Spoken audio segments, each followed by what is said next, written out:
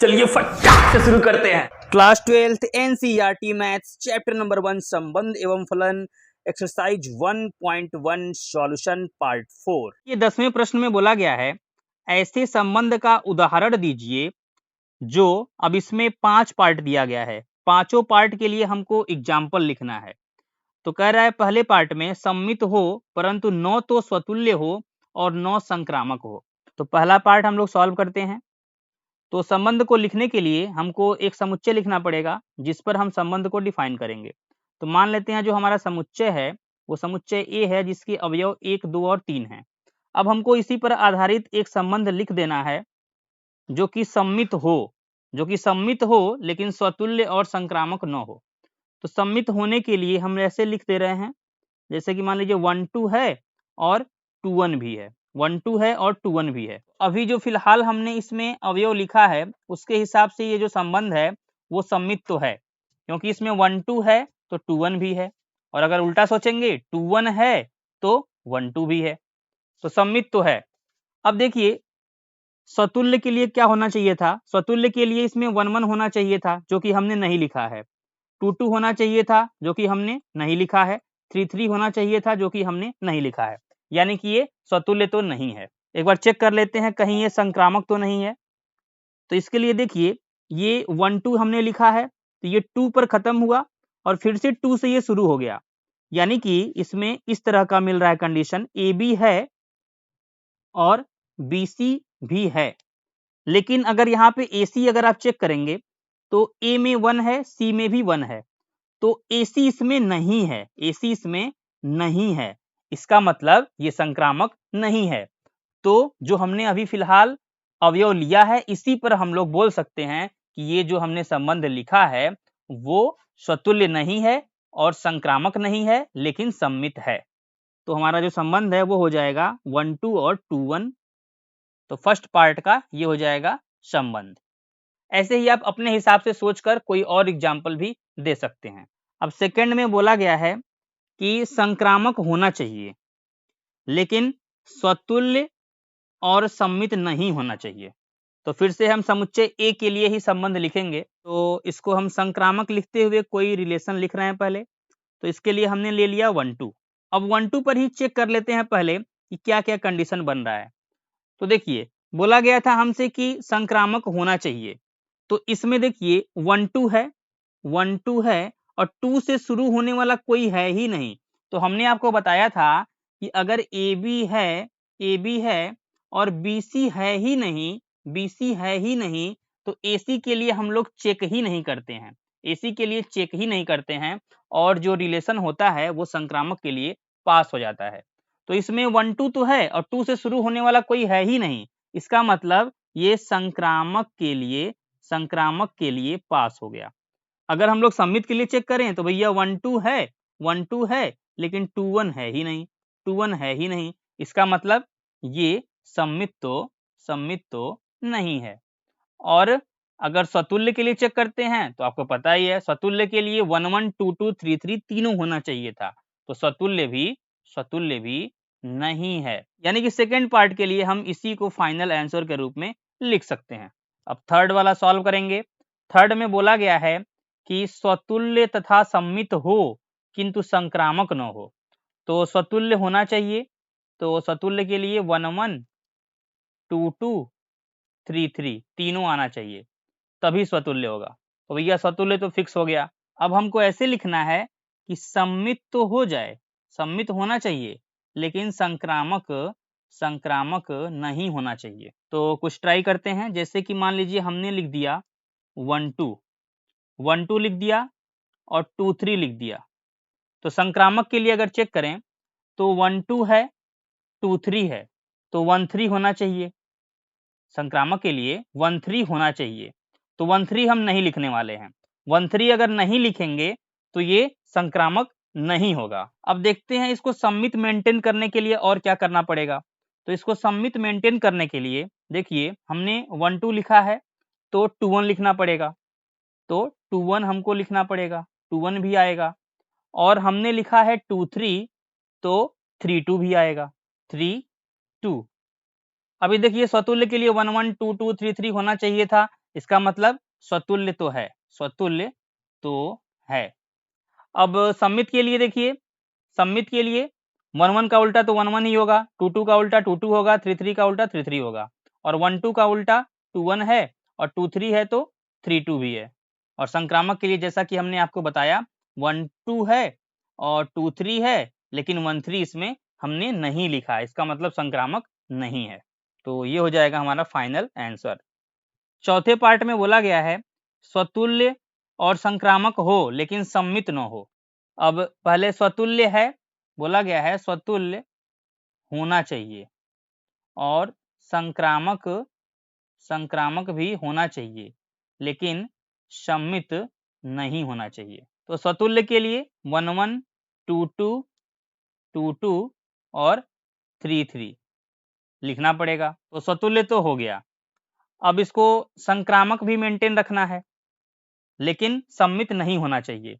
अभी फिलहाल के हिसाब से देखेंगे तो ये संक्रामक भी है और सम्मित भी है, लेकिन अब संक्रामक तो हो लेकिन सम्मित ना हो ऐसे लिखना है। तो हम इसमें एक और अवयव बढ़ाते हैं 1 2। अब देखिए हमने 1 2 लिख दिया लेकिन इसका उल्टा नहीं लिखेंगे, 2 1 वाला नहीं लिखेंगे, 2 1 वाला नहीं लिखेंगे, और 2 1 नहीं लिखेंगे तो सम्मित ये नहीं होगा। तो इतना तो कंफर्म हो गया कि ये स्वतुल्य है और सम्मित नहीं है। अब संक्रामक के लिए इसमें चेक कर लेते हैं। तो 1 1 2 2 3 3 ये हमेशा संक्रामक के लिए पास हो जाता है, और 1 2 के लिए चेक कर लेते हैं। तो 1 2 है इसमें, 1 2 ध्यान दीजिए 1 2 है, और 2 से शुरू होने वाला 2 2 है, 2 2 भी है, 1 2 है 2 2 है, तो 1 2 होना चाहिए था। अब 1 2 है 2 2 है, 1 2 होना चाहिए था, 1 2 भैया ऑलरेडी है, यही है। तो ये संक्रामक भी है, यही हो जाएगा इसका फाइनल आंसर। अब लास्ट वाला पार्ट करते हैं। इसमें बोला गया है कि सम्मित और संक्रामक हो लेकिन स्वतुल्य ना हो। बोला गया है कि सम्मित सम्मित होना चाहिए और संक्रामक भी होना चाहिए, स्वतुल्य स्वतुल्य नहीं होना चाहिए। अब सम्मित है तो इसके लिए ऐसे लिख रहे हैं 1 2 है तो 1 2 का उल्टा 2 1 भी होगा, 1 2 का उल्टा 2 1 भी होगा। अब इसको संक्रामक मेंटेन करवाते हैं। अब संक्रामक होने के लिए देखिए 1 2 है और 2 से शुरू होने वाला इसमें 2 1 है, तो 1 1 भी होना चाहिए, तो 1 1 हम इसमें ऐड कर रहे हैं 1 1। तो अभी फिलहाल संक्रामक वेरीफाई कर लेते हैं। तो 1 2 है आर में, 1 2 है, और 2 से शुरू होने वाला 2 1 है, 2 से शुरू होने वाला 2 1 है, तो यहाँ से हमको 1 1 चाहिए था, 1 1 चाहिए था जो कि मौजूद है। तो 1 2 तो पास हो गया। अब चेक कर लेते हैं 2 1 के लिए। तो 2 1 है, 2 1 है। अब 1 से शुरू होने वाला और कौन है, 1 से शुरू होने वाला 1 2 है, और फिर 1 से शुरू होने वाला 1 1 भी है। तो 2 1 है, 1 2 है, तो 2 2 भी होना चाहिए, तभी संक्रामक बोल सकते हैं। फिलहाल अभी के हिसाब से देखेंगे तो इसमें 2 2 हमने अभी तक नहीं लिखा है, तो 2 2 हमको लिखना पड़ेगा ताकि ये संक्रामक मेंटेन रहे। तो हम यहाँ पर ऐड कर रहे हैं 2 2। तो अब देखेंगे तो 2 1 है, 1 2 है, तो इसमें 2 2 होना चाहिए था जो कि है। अब 2 1 है, 1 1 है, तो इसके हिसाब से 2 1 होना चाहिए, तो 2 1 भी ऑलरेडी है, 2 1 भी ऑलरेडी है, तो 2 1 भी पास हो गया। और अभी हमने 2 2 अलग से लिखा था, तो 1 2 के साथ 2 2 का भी बन जाएगा।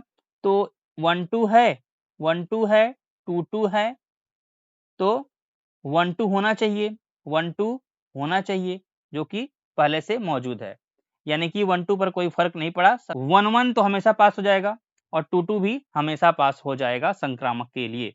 तो भैया संक्रामक तो ये हो गया। और सम्मित के लिए आप देख सकते हैं 1 2 है तो 1 2 का उल्टा 2 1 है, 2 1 है तो 2 1 का उल्टा 1 2 है, और 1 1 का उल्टा 1 1, 2 2 का उल्टा 2 2, तो ये सम्मित भी है। अब स्वतुल्य के लिए इसमें 1 1 2 2 और 3 3 तीनों होना चाहिए था, लेकिन इसमें 1 1 तो है, 2 2 भी है, लेकिन 3 3 नहीं है, इसका मतलब ये स्वतुल्य नहीं है। तो तीनों कंडीशन यहाँ पर फॉलो हो चुका है, यही हो जाएगा इसका फाइनल आंसर। 11वें प्रश्न में बोला गया है सिद्ध कीजिए कि किसी समतल में स्थित बिंदुओं के समुच्चय में r बराबर p q बिंदु P की मूल बिंदु से दूरी बिंदु Q की मूल बिंदु से दूरी के समान है द्वारा प्रदत्त संबंध R एक तुल्यता संबंध है। आगे और भी कुछ लिखा हुआ है, इसको हम लोग बाद में पढ़ेंगे। सबसे पहले हम जो संबंध लिखा गया है उसको तुल्यता संबंध सिद्ध करेंगे। तो इसमें एक समुच्चय दिया गया है, समतल में स्थित बिंदुओं का समुच्चय। तो यहाँ पर जो समुच्चय दिया गया है वो है समतल में स्थित बिंदुओं का समुच्चय। जैसे आप अपनी स्क्रीन पर देख सकते हैं, ये एक समतल है। अब इस पर स्थित बहुत सारे बिंदु हो सकते हैं, तो यही समुच्चय A है। समतल में स्थित सभी बिंदुओं का समुच्चय A। अब यहाँ पर जो संबंध दिया गया है, ध्यान दीजिएगा, संबंध बोला है कि इसमें क्या आता है, P, Q आता है। P Q से रिलेटेड है। P और Q है क्या? P और Q ऐसे बिंदु हैं, कह रहा है कि बिंदु P की मूल बिंदु से दूरी, मूल बिंदु यानी कि आपको पता होगा मूल बिंदु जिसका निर्देशांक 0,0 होता है, ये यहाँ पर मान लीजिए मूल बिंदु है, मूल बिंदु। तो बोला गया है कि इस संबंध में ऐसे ही बिंदु P और बिंदु Q आते हैं जिनकी मूल बिंदु से दूरी समान है। यानी कि अगर ये P से यहाँ तक का डिस्टेंस लिया जाए, मान लीजिए हम मूल बिंदु को O बोल देते हैं, तो P से O की दूरी और Q से O की दूरी ये दोनों बराबर है। तो हम इसको शार्ट में लिख देते हैं। शार्ट में इसको हम लिख रहे हैं OP बराबर OQ। तो आगे लिख देते हैं, जहां O मूल बिंदु है। अब इसको तुल्यता संबंध दिखाने के लिए सबसे पहले स्वतुल्य के लिए दिखाएंगे। तो समतल पर स्थित समुच्चय A में से कोई भी बिंदु उठा लीजिए, प्रत्येक P एप्सिलॉन A के लिए। अब स्वतुल्य के लिए हमको ये दिखाना पड़ेगा कि PP एप्सिलॉन R है। तो PP एप्सिलॉन R का मतलब है कि P का O से दूरी और P का O से दूरी हमेशा बराबर होगा। तो भैया बिंदु वही है, बिंदु P है, तो P का O से दूरी हमेशा ही बराबर होगा। जब बिंदु वही है तो उसका हमेशा दूरी O से बराबर ही निकलेगा। तो प्रत्येक P एप्सिलॉन A के लिए हम बोल देंगे OP बराबर OP होगा। इसका मतलब OP in the chat guys. तो OP बराबर OP, तो इसका मतलब है P, P R में होगा, P से संबंधित होगा। इसका मतलब है अतः R स्वतुल्य है। अब देखते हैं सममित के लिए। तो इसमें मानना पड़ेगा, माना PQR में है। अब PQR में है, इसका मतलब दो ऐसे बिंदु हैं P और Q जिनकी मूल बिंदु से दूरी बराबर है, ये दोनों बराबर है। इसका मतलब OP बराबर OQ। अब भैया जब OP बराबर OQ है तो इसी बात को ऐसे भी लिख सकते हैं OQ बराबर OP होगा। सिंपल सी बात है। तो इसका मतलब Q, P भी R में होगा। PQ R में है, QP R में है, अतः R सममित है। अब देखते हैं संक्रामक के लिए। तो इसमें भी मान लेंगे, माना PQ R में है तथा अब आगे Q के साथ एक और लेते हैं। R का इस्तेमाल पहले ही किया जा चुका है, इसलिए हम S ले लेते हैं। QS R में है। इसका मतलब है कि OP बराबर OQ है और QS R में है, इसका मतलब OQ बराबर OS है। तो भैया OP भी OQ के ही बराबर है और OS भी OQ के ही बराबर है। इसका मतलब OP और OS आपस में बराबर होगा। इस बात का सीधा सीधा मतलब ये निकलता है कि P, S भी R में होगा। तो अतः R संक्रामक है। तो लास्ट में फिर से लिख देंगे हम लोग, चूंकि R स्वतुल्य, सममित व संक्रामक तीनों है, अतः R एक तुल्यता संबंध है, तुल्यता संबंध है। अब देखिए इसी क्वेश्चन में आगे बोला गया है, कह रहा है पुनः सिद्ध कीजिए कि बिंदु P जो कि 0,0 के बराबर नहीं है। बिंदु P कुछ भी हो सकता है केवल 0,0 को छोड़कर। 0,0 का मतलब मूल बिंदु। P मूल बिंदु के अलावा अगर कोई अदर बिंदु है तो कह रहा है P से संबंधित सभी बिंदुओं का समुच्चय P से होकर जाने वाले एक ऐसे वृत्त को निरूपित करता है जिसका केंद्र मूल बिंदु पर है। अब देखिए इसका मतलब क्या है। सबसे पहले यहाँ पर ये शब्द का इस्तेमाल किया है कि P से संबंधित सभी बिंदुओं का समुच्चय। तो P से कौन से बिंदु संबंधित होंगे? ये रिलेशन कहता है कि P से वही बिंदु संबंधित होंगे जिनकी मूल बिंदु से दूरी P की मूल बिंदु से दूरी के बराबर होगी। जैसे कि मान लीजिए एक बिंदु है P, इसकी मूल बिंदु से दूरी है PO या OP, तो और एक दूसरा बिंदु है Q, इसकी मूल बिंदु से दूरी है OQ। अब P और Q आपस में संबंधित तभी होंगे जब ये OP और OQ बराबर हो। ऐसे ही मान लीजिए एक और हमने ले लिया S, तो S भी P से संबंधित तभी होगा जब OS और OP भी आपस में बराबर हो। ऐसे ही और भी बिंदु हो सकते हैं, मान लेते हैं बिंदु T है, OT बराबर OP हो। अब देखिए अगर OP, OQ, OS, OT सब बराबर हैं तो अगर O को केंद्र मानकर और OP त्रिज्या लेकर वृत्त खींचेंगे तो कुछ ऐसे जाएगा। ये P से भी जाएगा, Q से भी जाएगा, S से भी जाएगा, T से भी जाएगा। इस तरह से उन सभी बिंदुओं से होके जाएगा जिनकी O से दूरी PO के ही बराबर होगी।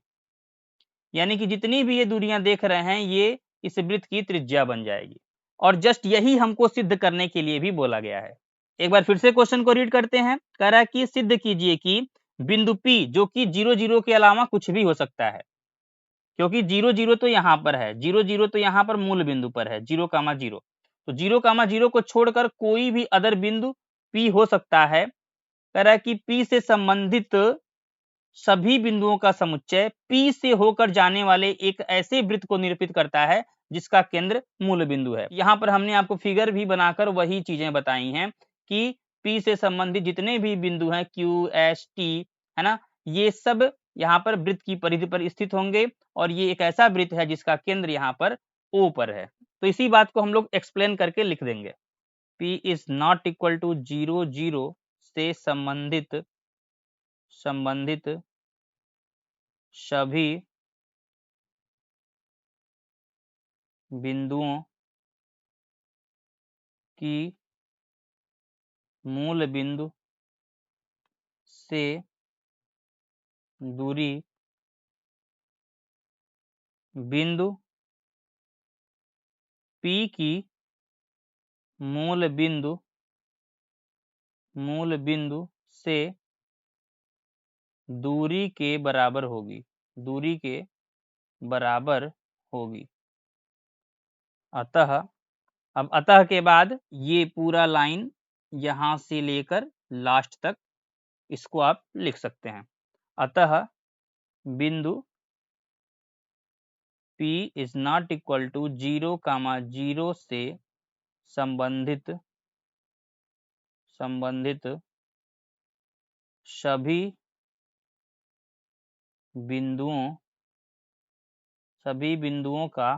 बिंदुओं का समुच्चय P से होकर जाने वाले एक ऐसे वृत्त को निरूपित करता है जिसका केंद्र मूल बिंदु पर